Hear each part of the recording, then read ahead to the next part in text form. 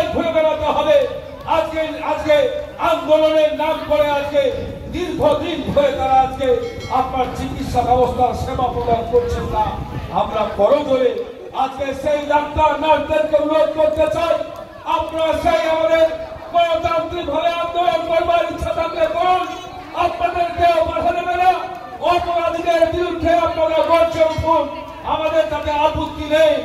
আমরা শুধু বলবার চেষ্টা করছি, আপাতকালীন যে চিকিৎসা, আজকে আহতের যে চিকিৎসা, অপারেশন হবার যে অসুবিধা হচ্ছে, সেই জায়গাটা আপনারা মানবিক ভাবে দেখবেন।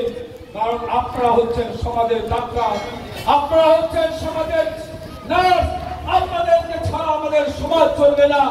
লড়াই সংগ্রাম রাজনৈতিক ভাবে আজকে তৃণমূলের বিরুদ্ধে লড়াই করতে না পারার জন্য রাম বাম আজকে রাস্তায় নেমে কখনো আপনার জাতীয় পতাকাকে নিয়ে আজকে উন্মাদের মতো, সন্ত্রাসবাদীদের মতো আজকে লাঠি সোটা নিয়ে আজকে নিরীহ মানুষের উপর ঝাঁপিয়ে পড়ছে।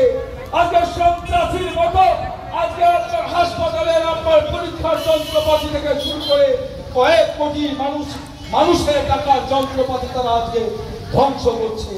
আমরা জলপাইগুড়ির বুদ্ধিজীবী মানুষের কাছে আমরা সুনয়ের সঙ্গে বিনয়ের সঙ্গে প্রশ্ন করতে চাই, সত্যি কি তারা নির্যাতিতার পরিবারে উই ওয়ান্ট জাস্টিস বলে আজকে তাদেরকে মাস্তানি করার অধিকার বাংলার মানুষ দেয়নি?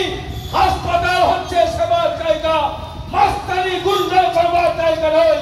এটাই আমরা সাধারণ মানুষকে আজকে বাংলা মঞ্চের মধ্য দিয়ে আপনাদের সামনে আমরা বলবার চেষ্টা করছি।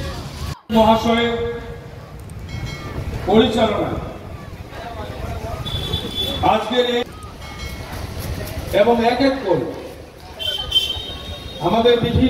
আমাদের দলনেত্রী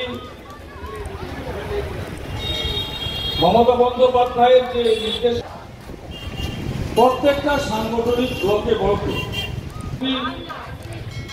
নির্দেশে যে পশ্চিম বাংলা আগস্ট মাসের 9 তারিখে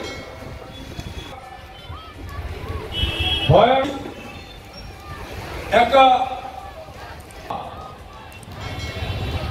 সেটাও আবার কলকাতার মতো রাজধানীর শহরে সেটা একটা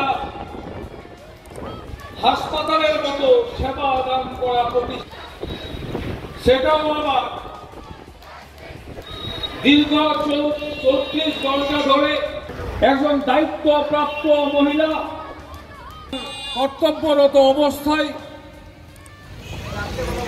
সাধারণ মানুষের যখন তিনি সেবা হয়েছিল, সেই রাতের খাবারটা খেয়ে একটু